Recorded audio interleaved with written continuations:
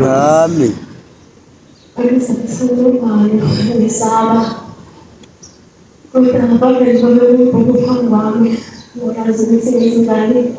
Kepha masangazuthula ngoba akuthi ukuthi ushambakazi angenzela lutho ushambakazi kwenzi lutho sekukhulumile udadewethu ngomkhosi kaJulayi nami ngizoqala ngibongele uMazi wezulu ukuba nami ukugcina nakuba ngiguqe lapho ngomusa wakhe nothando lwakhe bese ngithi makhosazane kwenta khona inkosazane emhlabeni bese kuba khona intombi ikhulile nenkosazane futhi namakhosazane wayi manje sifuna ukuyibhalisa ney'ntombi singafuni ukuba amakhosazana. Amakhosazane bayakhuluma anti bakhulume namakhosazana amanye ukuthi kumele siphathe kahle. Shilo umshumayeli wathi sinasibaleke kakhulu leli bandla.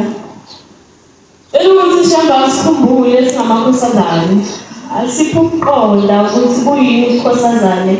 Bese siphunembeza asiphe inhliziyo ukuthi makhuluma nathi izilakhe nokuba kumele unkosazane leli banga ihamba kanjani. Bese kuba khona indawo la hlala khona.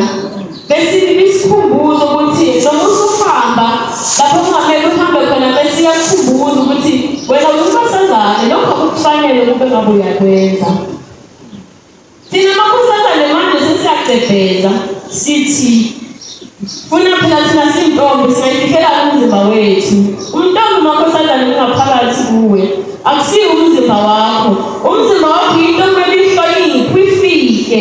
Wena mawusivezela bani? Cela ukuthi shamba sikhumbule singamakhosazane. Nakulo mhlaba esiphila kuwona njengamanje sekunzima. Cela ukuthi ahlale ngakithi njalo. Ahlala sikhumbuza bese sifika ngaphansi kwephiwo lakhe. Kuba izinto zakulo mhlaba zingasondele eduze kwethu. Nathi singayisondeze eduze kwethu ngoba ushaka ngasitshela ngasitshela umthetho. Usuke zakho ukuthi silandele lokho abakushoyo bese siyayiqhelelanisa nezinto zasemhlabeni. Kepha thina masisondeza ukuthi sithakenze njani.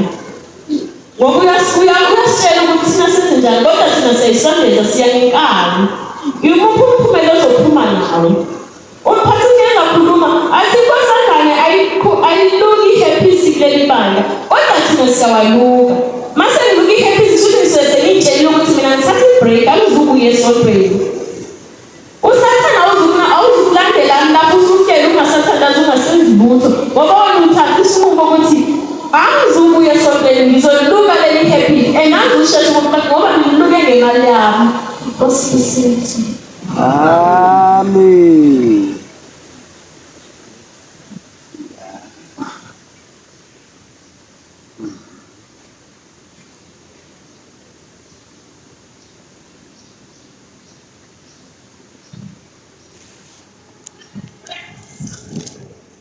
Siyabonga amakhosazane noma kukhulekile ningabuyiwa lo siyabonga.